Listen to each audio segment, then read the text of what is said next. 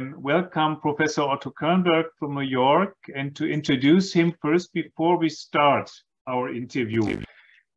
Otto Kernberg is a psychiatrist and psychoanalyst. He was a full professor at Cornell University, New York, and retired from the faculty only in May this year at the early age of 93. Today, he reduced his workload to 10 to 12 hours per day, mainly writing papers on books, teaching, and supervising. Otto Kernberg is one of the most influential thinkers, authors, and researchers in the field of personality disorders, their development and etiology, diagnosis, and treatment. As early as in the 1960s, he conceptualized borderline personality disorder as well as narcissistic pathology in the way it is used throughout the whole world today. Just to mention Kernberg's concept of personality organization, which has been included in a reduced way as personality functioning into DSM-5 and ICD-11. His structural interview and later the structured interview of personality organization of John Clarke in the STIPO can be regarded as blueprint for what DSM-5 uses as SCID-AMPD.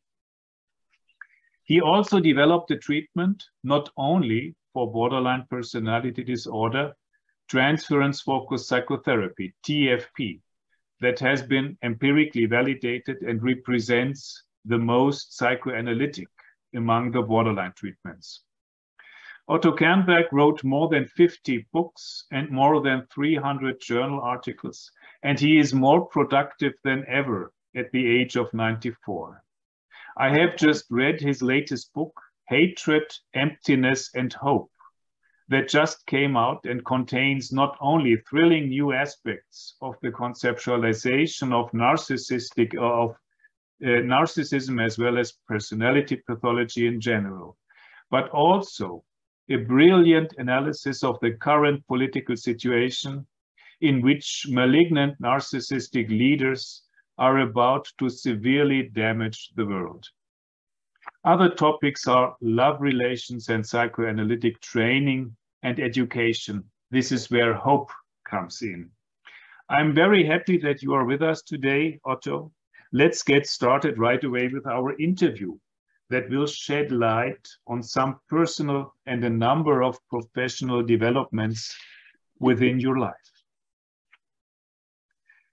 So my first question to you, Otto, is about Vienna, your hometown, the town I am located in today. You had to leave Vienna 1938 because of the Nazi regime. What are your feelings for your native city today? I have always had a great love for Vienna. My father loved Vienna. It was a pleasure for him to spend Saturdays afternoon walking me through the first district, the Erste Bezirk, showing me all the buildings and talking about the history. And he was taking me to museums and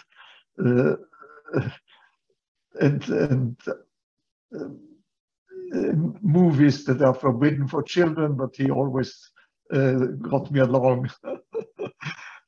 So the Anschluss, the occupation of Austria, came as a totally unexpected shock that changed life from one day to another, and then all the people seemed to become enemies. We escaped the last moment, July 1939. The war started out September 1st, 1939. Nobody could leave after that. So it was just, we didn't know what kind of danger we were escaping. But I had a sense, being 10 years old, of the intense generalized hatred. And what happened then during my childhood, the rest of my childhood, my adolescence, I remained with a tremendous love for the city and the hatred for all the people. Later on, I had the fantasy that a neutron bomb should attack the city. The neutron bomb would respect the buildings, only kill the people. That was perfect. That changed only gradually. And it was helped when I went back to Germany and started teaching in Germany. I made new friends in Germany. I started to differentiate the Nazi generation from the next generation, that there are different people on streets than those that I remember when I was 10 years old. And that I could then transfer to Vienna. And I remained with the suspicion of everybody who was older than I. So by the time I was 40, the Viennese under 40 were okay. Those over 40, I was suspicious. But that gradually evaporated as well. And I developed new friends in Austria, in Vienna. And so I think that this paranoid attitude is gone when I'm walk through the streets and approach people and talk with people. So the love of the city has been going together with the love of the Austrian and German culture.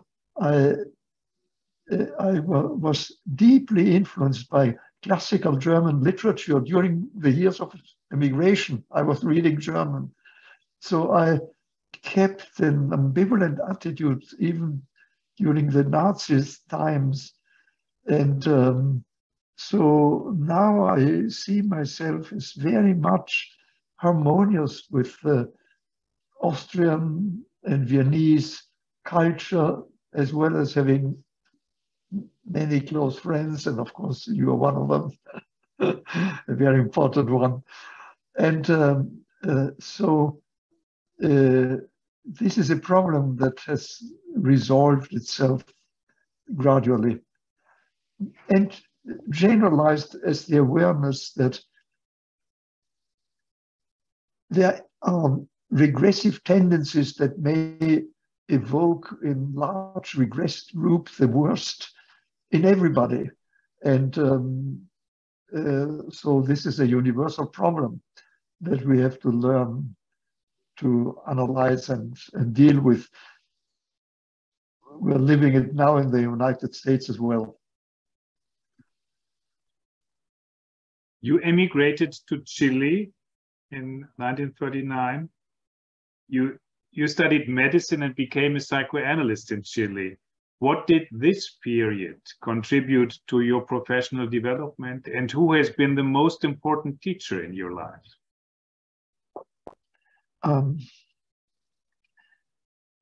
That has a whole long history. My uncle, Manfred Zackel, was the guidance for my education by my mother. Any doubts she had about problems that I had, she went to consult Uncle Manfred, and I knew that he was the final authority. He was, of course, a very famous psychiatrist already in Vienna. He discovered the insulin coma treatment for schizophrenia, the first effective therapeutic approach with schizophrenia. Left Austria in the early 30s to come to direct an institution in the United States. So that left an impression in me, the famous creative psychiatrist. During the adolescence, in emigration in Valparaiso, Chile, I had the opportunity of meeting a youth group leader who organized immigrant Jewish German children into a youth group, who had been analyzed by a Jungian analyst and was deeply enmeshed in analytic theory. So he gave us conferences about that. That was a very important influence in my adolescence, together with the Adlerian psychologist, Mrs. Wittenberg in also in Valparaiso. So I read age 16, 17, then, and I developed my wish to become a physician. I don't even know when it originated, but I had it from childhood on. When I started studying medicine, I really didn't connect all these things. First, I wanted to become a gastroenterologist, then a neurologist, and then Ignacio Mateblanco, the chair of the Department of Psychiatry, the founder of the Chilean Psychoanalytic Association, and I think one of the most brilliant psychiatrists in Latin America, became really an ideal and extremely influential from a distance first, and then we became friends. He was professor of neurologist in his early 30s, then was analyzed and became a member of the middle group, the British middle group, and that was his approach. He influenced me greatly. I think these were by the time I got into his department of psychiatry, I was sold to it. He was at the same time a classical German psychiatrist and a psychoanalyst. So I have this double identity that differentiates me sharply from many other psychoanalysts, at least in the United States. When he learned that I spoke German, he asked me to read Bumke. I asked him, I found out it were 12 volumes, and I didn't dare to ask him which volume he meant. So I read all 12 volumes of Bumke and studied them by heart. That helped me to do diagnostic evaluation of patients. So I think that a careful psychiatric diagnosis went hand in hand to my starting in psychoanalytic training in the institute, Chilean Psychoanalytic Institute, that Ignacio Mateblanco had founded, and so it all came together. And my related interest in research, again, had to do with the orientation of Mateblanco, who, at least in theory, was very interested in research, and particularly the relation between central nervous system and psychodynamics in those early years. And then when I came to the United States, of course, the influence of Robert Wallerstein, who was the director of the Psychotherapy Research Project, on the one hand, and John Sutherland, the director of the Tavistock Clinic, who was an important professor and oriented me to the importance of affect theory. These were some of the basic influences. And later on came the psychoanalysts proper, who influenced me, and there was a clear group: Margaret Mahler, A.D. Jacobson. And from a distance, I admired and later on came to know and interact with Andre Green. And from a distance, we came to admire Betty Joseph of the British Kleinian School. Those were the leaders in technique. And the chairman of the Department of Psychiatry at Johns Hopkins, John Whitehorn, taught me how to interview patients. So I had a number of people who were influencing me, but it was all going into the same direction. So I didn't plan ahead. It just developed that way. And so I gave you an overall summary. Yes. So, but what created your interest in personality disorders, borderline, narcissism? Usually, we would expect that experts in psychiatry choose a focus close to aspects of their own pathology. So far, I did not discover borderline or narcissistic aspects of your personality. So what happened there? I had problems enough that I wanted to change in my personality. I had significant obsessive trends that were rigidifying my way of working and thinking, and I felt that that was something I wanted to get rid of. I became interested in the possibility of changing the personality of persons through psychoanalytic treatment. That seemed of great interest and effectiveness that would help people who, without having a major psychosis, organic brain disorder, had serious difficulties in living and their relationships, and the possibility of changing not only their behavior in significant areas, but normalizing the entire personality seemed very exciting. When I studied psychoanalysis, Wilhelm Reich brought my attention. His effort to analyze character traits that became transference resistances could be analyzed, change those character traits, and with it character, what we would now include under the general comprehensive concept of personality.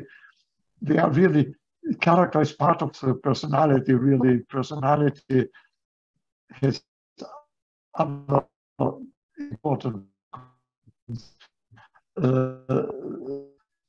but character analysis attracted me, and then I was impressed by Bob Wallerstein research project and Jerry Frank.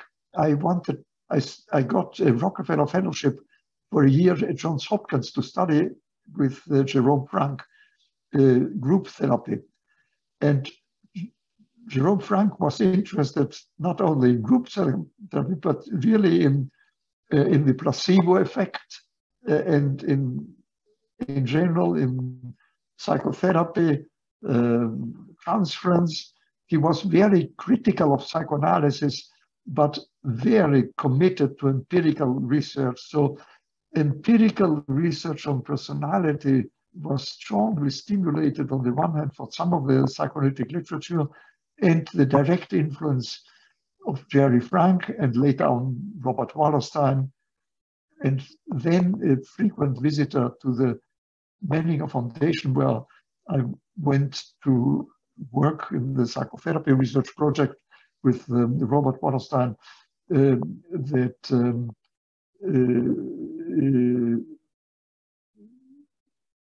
were the visiting professors, Jacques Sutherland, John Sutherland, particularly from the Tavistock Clinic, with his tremendous interest in affect theory and research on modification of affect as part of analytic treatment. So this is how, so the interest in personality came from those sources. And then I also had the theoretical problem. The Chilean Psychoanalytic Institute at first was kind of middle groupish, British middle group, as Ignacio Blanco had been, and then it veered into Kleinian analysis under the influences of a much bigger and powerful Argentinian Psychoanalytic Association. Eventually, it became totally Kleinian and dogmatically so, and I felt uneasy. I've always felt uneasy with exclusivist approaches. I don't know how to put it. I wanted to go to the United States to learn about ego psychology, and the Menninger Foundation in Topeka, Kansas seemed the right place to do that.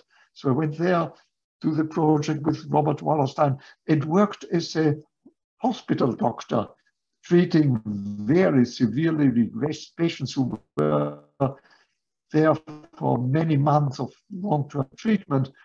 And there I became really interested in those severe personalities. For the first time, learned the concept of borderline and how confused it was, and decided that I would try to clarify it, and wrote a number of papers and trying to clarify it on the basis of the experience and the extraordinary luck I had of studying all the cases of the psychotherapy research project of the Menninger Foundation. 42 patients had been studied many years with verbatim notes of all their sessions. So I had time to read all those many books and learned about the treatment. Half of them were treated with classical psychoanalysis, the other half with various types of psychotherapy. And so I automatically developed research interest in that area. It was not a decision that is what I wanted to do. It just seemed to flow naturally. I had experiences, some very good one and some very bad one, but they all illuminated aspects of technique. I had a patient who had horrible attacks of rage during the session. And I mean, she left, by the time she left the session, I was totally kind of spent and didn't know where I was. And my office was on the first floor, and from my window, I could see the corridor where patients were walking. And my patient, who had been enraged violently, once she left my office and walked in front of my window, she looked totally relaxed, smiled, greeted another patient. I couldn't believe it. So this was how I learned about splitting, just through experiences of that kind. And so to treat very regressed patients in the hospital for an extended period of time, I combined with the different kind of patients I was seeing in psychoanalysis on an outpatient basis, and so gradually try to define better and clarify the techniques. I was bothered that there was not a single textbook on psychoanalytic technique ever published, and I suspected a mystification of the technique, avoiding clarity as having to do with hidden power searches, but that's another story. Let's jump into the presence and the transference-focused psychotherapy.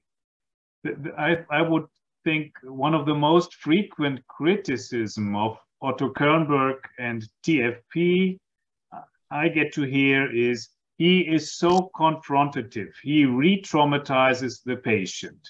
How would you react to these statements? Yeah, I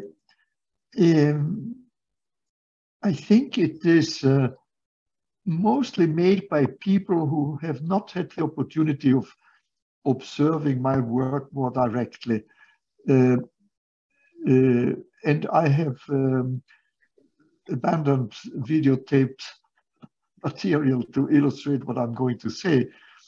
It seems to me that in being direct to patient, it's an effort to clarify what is going on, not as an expression of enraged countertransference, but as an objective way to helping them see what they are not seeing in their behavior, while being prepared that they experience that as an attack because they can't see any fault in themselves. I'm willing to analyze with them their experience, me as attacking them, and to clarify that my effort is not to attack, but to help them to increase their knowledge about themselves. In other words, I analyze their perception of my telling them what I honestly believe about them is a distorted perception of my intention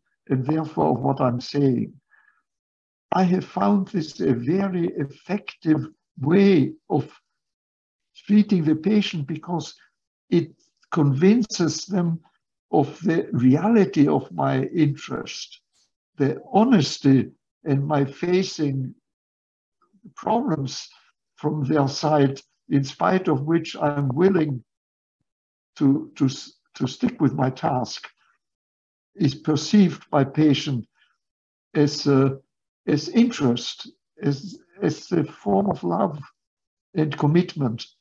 So I don't think I traumatize patients. I have experienced patients who in the course of the treatment reactivate repressed past traumas and get traumatized, but they get traumatized by issues that are completely independent from my interventions in terms of what it is that's upsetting them, which is an important issue from the past.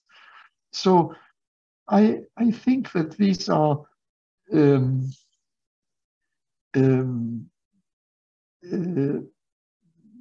criticisms that I don't take too seriously. The people who work with me don't have that sense. And sometimes my patients tell me, I don't know why they say about you that you are so brutal with patients. And I tell them, you have to get used to the fact that people have opinions for various reasons and that you have to form your own on the basis of your experience. Let's switch to another topic again. One of the central questions psychotherapy research deals with today: what constitutes a good psychotherapist?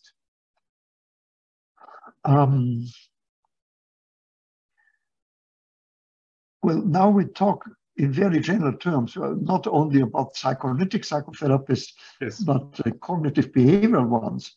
I have very high respect for cognitive behavior therapy, as long as it is done with a good general theoretical understanding and an honest approach to patients, rather than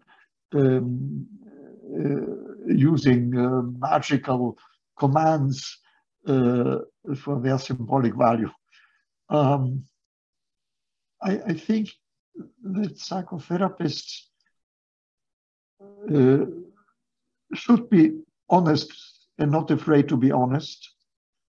They should not be afraid of aggression in patients and in themselves. I think the tolerance of aggression without being caught and swept away by it is very important. To react emotionally, but be able to control that at the service of the task. So openness to a wide variety of emotional experiences, able to sense them without falling apart. Cognitive clarity and emotional understanding,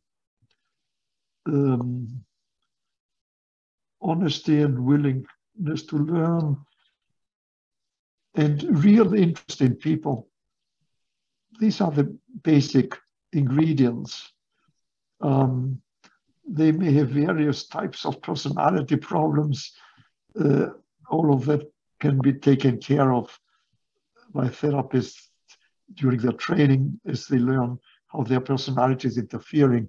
The most problematic cases are therapists with severe narcissistic pathology who have difficulty learning and difficulty empathizing. So the capacity for empathy should be open, and that depends on the capacity of depth of relationships. I think that for therapists who do psychoanalytic kind of psychotherapy, it's particularly important to tolerate deeper levels of aggression and be the subject of devaluation without crumbling under it, and to also have a very rich erotic life so they can diagnose the sexual inhibition of patients that often are not diagnosed because therapists have their own sexual hang-ups. So it's an important dimension. Now we open. I beg one. Now we already touched my next question. One of your areas of interest is the nature of love, the capacity to love, and the question how love relationships work. What are the prerequisites for a successful love relation? Well, first, freedom to experience sexual excitement, orgasm, sexual fantasy, the polymorphous aspects of sexual activities, kind of a freedom in the erotic realm, one component. Second, and very fundamentally, capacity for relationships in depth with others, which means recognition of normal ambivalence and the complexity of everybody's feelings, but in the middle of the dominance of positive emotional interest and capacity to involvement, investment, to emotional love of other people.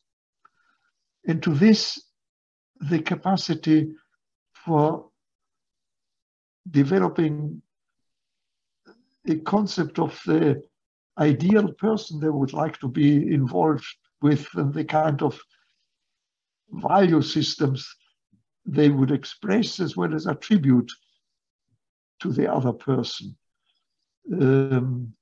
So there's a dimension of eroticism, of emotional depth, of ethical direction, integration, and interest. And the combination of these interests toward one person generates the possibility of passion and the capacity for passionate engagement in love, also in religion.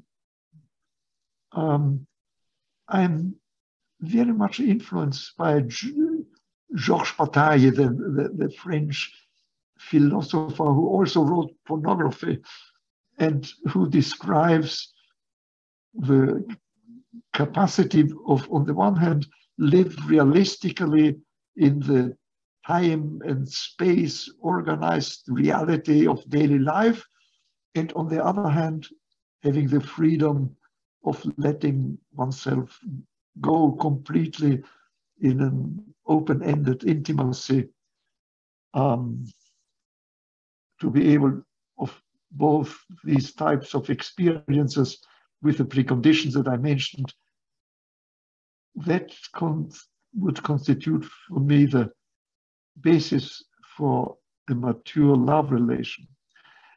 That is, on the one hand, sounds quite controversial, perhaps, not controversial, conventional, conventional, but becomes controversial when you apply it to what is fashionable or not.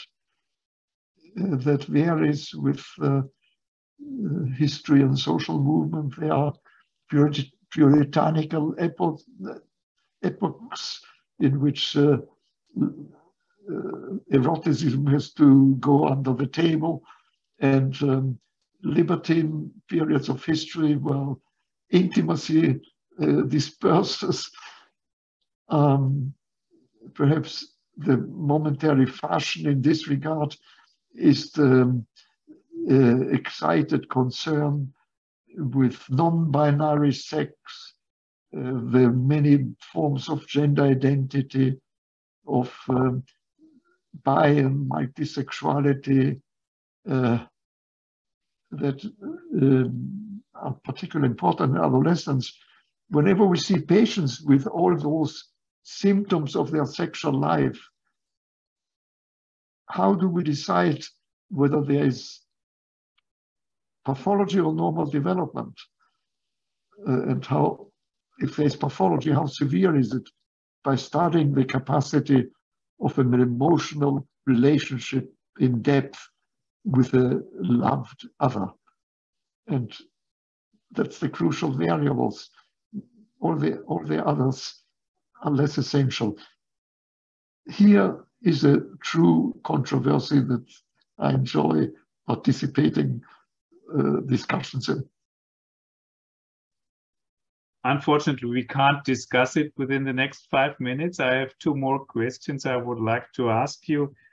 The first one, you have been and still are head boss of many departments, clinics, societies, groups, and teams. What made you a good leader? What are your leadership qualities? What kind of a boss have you been in the past? Well, let me say what I think are the important qualities of leadership, and then I'll try to be open in criticizing where I stand regarding those values. I think I'm talking about leadership of organizations, but it may also apply to organization with infinite number of boundaries, that is to say, the political realm. Although we have much less evidence about that in the political realm, we have oodles of evidence when it comes to organization, school, business, church, commerce, education. I think a leader needs first to have high intelligence.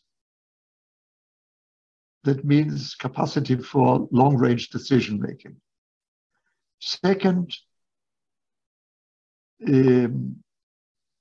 capacity for object relations in depth, which means the capacity for delegation of authority to the right people. Third, moral integrity that protects the leader from the unavoidable temptations for corruptions in organization. Fourth, a certain doses of strong, normal but strong narcissistic features so he can survive the attacks that leadership necessarily will be exposed to. And a certain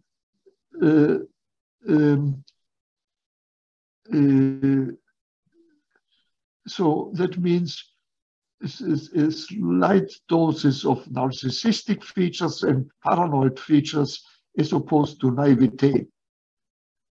The combination of these make for good leadership. And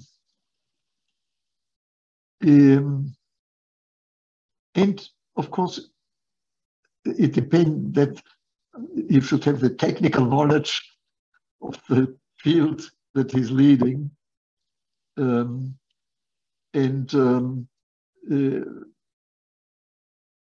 adequate socially guaranteed control of the institution, that the boundary control. Far as I'm concerned, I think I'm in general pretty decent in these fields, and take it very serious, take leadership very seriously. Fortunately, not excessively narcissistic, so I don't mind if there are things I can't do to recognize that. If something is beyond my capacity, look for help. And I've always been involved in consensus approaches rather than authoritarian approaches from the top. I used to get too impatient and intolerant of the time that it takes to influence the organization, bring about change. I have learned to become more tolerant. And I discovered also that I very much enjoy the development of new people with leadership capacities to take over from me. So I have a low potential for jealous, envious competition. And